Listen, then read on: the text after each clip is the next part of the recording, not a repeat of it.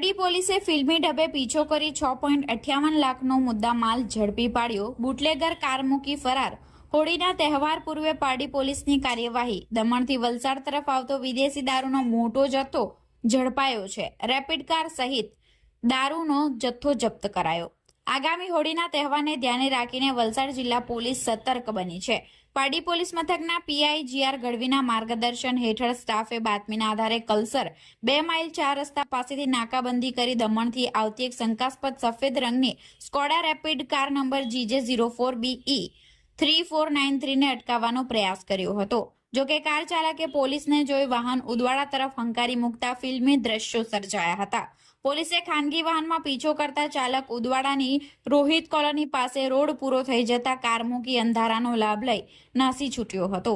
પોલીસે કારની તપાસ કરતા ક્લીનરની સીટ, પાછળની સીટ અને ડિક્કીમાંથી ભારતીય બનાવટના વિદેશી દારૂ તથા બિયરના કુલ 41 બોક્સ જેની કિંમત ₹2,58,240નો જથ્થો મળી આવ્યો છે। પોલીસે સ્કોડા રેપિડ કારની કિંમત 4 લાખ મળી કુલ મુદ્દામાલ ₹6,58,240નો મુદ્દામાલ જપ્ત કર્યો છે। પારડી પોલીસે અજાણ્યા કાર ચાલક વિરુદ્ધ પ્રોહિબિશન એક્ટ મુજબનો ગુનો નોંધી વધુ તપાસ હાથ ધરવામાં આવી છે।